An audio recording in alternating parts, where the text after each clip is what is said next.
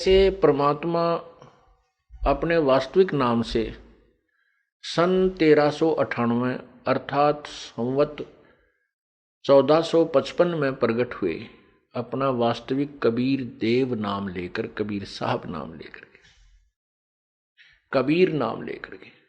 इससे पहले वेदों में कबीर देव, कबीर अग्नि बहुत से शब्द हैं जो प्रभु की तरफ संकेत करते हैं। यजुर्वेद अध्याय नंबर 29 के मंत्र 25 में स्पष्ट किया है कि वह परमात्मा जो अपने वास्तविक ज्ञान का स्वयं ही संदेश वाहक बनकर प्रकट होता है, सह त्वम कबीर देव, वो स्वयं कबीर असी परचेता, वो कबीर है, वो कबीर परमात्मा है जो इस सब का वास्तविक ज्ञान देता, सबको चेताने के लिए आता है। और ऋग्वेद मंडल नंबर 9 के सूक्त नंबर 96 में और मंत्र नंबर 16 से लेकर के 20 तक उस कबीर परमेश्वर की महिमा का वर्णन है। उसमें दोनों शब्दों को क्लियर किया है कि जहां कबीर गिरह शब्द है वो कबीर वाणी की तरफ संवेद, कबीर वाणी की का परम वो है, बोध है। जहां केवल कवि नाम पदवी, उसके बारे में लिखा है कि जो पूर्ण परमात्मा कबीर है वो प्रसिद्ध कवि भी की उपाधि भी प्राप्त करता है, क्योंकि वो अपनी महिमा यानी परमात्मा पाने की अपनी महिमा को ही वो काव्यों के माध्यम से, लोकोक्तियों के माध्यम से, निवचनानी लोकोक्तियों, शब्द, दोहों के माध्यम से, श्लोकों के माध्यम से उच्चारण करके बोलता है,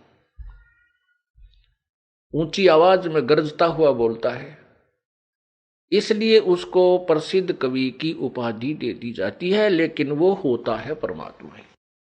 मंडल नंबर ऋग्वेद मंडल नंबर 9 सूक्त नंबर 96 में मंत्र नंबर 16 में कहा है कि हे परमात्मा, आप अपने उस वास्तविक नाम के विषय में जानकारी दें जिससे हमारा इस प्राणियों का कल्याण हो। उसके 17वें में कहा है कि वो कबीर परमात्मा है और वो उच्चारण करके अपनी महिमा को स्वयं ही बोलता है, गरज गरज के बोलता है, कबीर ग्रह, वो कबीर वाणी। और उनके फिर 18 में लिखा है कि वो परमात्मा तीसरे मुक्ति धाम में विराजमान है, तेजो में शरीर युक्त है। और वो परमात्मा जब बालक रूप धारण करके आता है, बड़ा होकर के अपनी महिमा की वाणी स्वयं ही उच्चारण करता है। उससे संत रूप में प्रगट अर्थात ऋषि रूप में प्रगट परमात्मा के द्वारा उच्चारण की गई उन वाणी, वो कबीर ग्रह, कबीर वाणी उनके अनुयायियों के लिए बहुत प्रिय होती है, आनंददायक होती है, स्वर्ग के तुल्य आनंददायक होती है। उनके उसके अनुयायी जो उसकी वाणी को, उनके ज्ञान को ग्रहण करके उनका अनुसरण करते हैं, उनके अनुसार साधना करते हैं, फिर उस वाणी को बड़े प्यार से श्रद्धा के साथ उच्चारण करते हैं, पढ़ते हैं। इससे स्पष्ट हो गया कि इसमें दोनों ही शब्दों के अर्थ क्लियर कर दिए। कबीर गिरह, कबीर वाणी, हम उसको कबीर वाणी बोलते हैं, कबीर प्रभु की, और वो अमर परमात्मा ही होता है जो प्रसिद्ध कवि की भी पदवी प्राप्त करता है। अभी तक पुण्यात्माओं हम परमात्मा को, कबीर जी को एक सिंपल पोइट मानते थे, एक अच्छा कवि मानते थे, साधारणतः हम उसको एक अच्छा कवि मानते थे। लेकिन अब उनके गुणों से और शास्त्रों के प्रमाणों से प्रमाणित हुआ कि वो तो पूर्ण परमात्मा थे। यही वेद बता रहे हैं कि वो परमात्मा जो कवि, प्रसिद्ध कवि की पदवी भी प्राप्त करता है, वो परमात्मा पूर्ण ब्रह्म ही होता है, अमर पुरुष ही होता है। तो उस परमात्मा ने हमें आकर के क्या बताया है। अब जैसे कवि शब्द का उन्होंने कवि बना दिया कबीर शब्द का, कबीर देव का। अब जैसे यजुर्वेद है, ये देखिएगा, ये यजुर्वेद है, ये यजुर्वेद है, इसके ऊपर रै लगा है। इस रै को ये क्या करते हैं, यहां बिंदी दो लगा देते हैं, अपसर्ग विसर्ग, दो विसर्ग लगा करके यजुर अलग कर देते हैं, वेद को अलग कर दे। और यजुर का हम अर्थ कर दें, यजुर माने ऋग्य सतुतियां। यजुर का अर्थ होता है, यजुर का अर्थ होता है ईश्वरीय महिमा की, प्रभु की महिमा की ऋचाएं, यजु। तो अब हम इसका अर्थ कर दें, यजु माने परमात्मा की महिमा की ऋचाएं, तो वो अर्थ भी है इसका। लेकिन यजुर्वेद इसके साथ लगा है, तो इसका अर्थ है कि वो कोई बुक है जिसको यजुर्वेद कहते हैं। ऐसे ही हम कबीर देव को, जैसे कबीर देव शब्द है और उसको हम उसके दो अर्थ कर दें, कबीर अलग कर दें और देव अलग कर दें, तो भी वो कबीर प्रभु के तरफ ही संकेत होगा।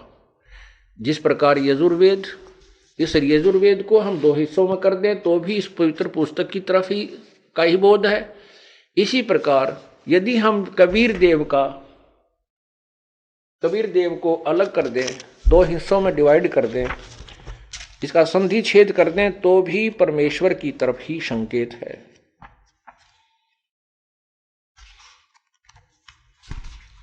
ये देखिएगा, ये परमेश्वर का सार संदेश बुक के अंदर आपको इसकी विस्तृत व्याख्या मिलेगी दूसरे अध्याय में। ये यजुर्वेद आपने देखा, इसके दो हिस्से कर दिए, ये यजुर्वेद है। इसका रे हटा करके इन्होंने अपसर्ग लगा दी, मान लीजिए यहां पर यजुर्वेद, तो भी यह वही पवित्र पुस्तक यजुर्वेद का ही बोध है। इसी प्रकार यहां कबीर देव वेदों में, ठीक इसी प्रकार चारों पवित्र वेदों में लिखा है वह है कबीर देव, कबीर परमेश्वर है। इब कबीर देव को कबीर परमेश्वर लिखना ऐसे ही उचित है जैसा यजुर्वेद, यजु प्लस में वेद करके, जैसे यजु प्लस में वेद कर दिया, यजु प्लस में वेद कर दिया, तो भी ये यजुर्वेद है, ये बुक है, ये बुक है। और ऐसे ही ठीक इसी प्रकार चारों पवित्र वेदों में लिखा है कि वह कबीर देव, कबीर परमेश्वर है, जो सर्वशक्तिमान, जगत पिता, सर्वसृष्टि रचनहार, कुल मालिक तथा पाप विनाशक व काल की कारागार से छुटाने वाला अर्थात बंदी छोड़ है। इसको हम ऐसे लिखें तो भी कबीर परमेश्वर का ही बोध है। इसको हम ऐसे लिखें, कवि विसर्ग लगा करके देव लिखें, तो भी कबीर परमेश्वर अर्थात कबीर प्रभु का ही बोध है। अब क्या है कि हम अपनी मातृभाषा में, जैसे कबीर है, हम कबीर को कबीर बोलते हैं, जैसे वेदों को वेद बोलते हैं, वेद। ठीक इसी प्रकार कबीर, जैसे देवी को देवी बोला कर हमारे मातृभाषा में, तो देवी बोला कर, देवी की पूजा, देवी का मंदिर था वहां पर, देवी यानी वह को हम वह बोलते हैं।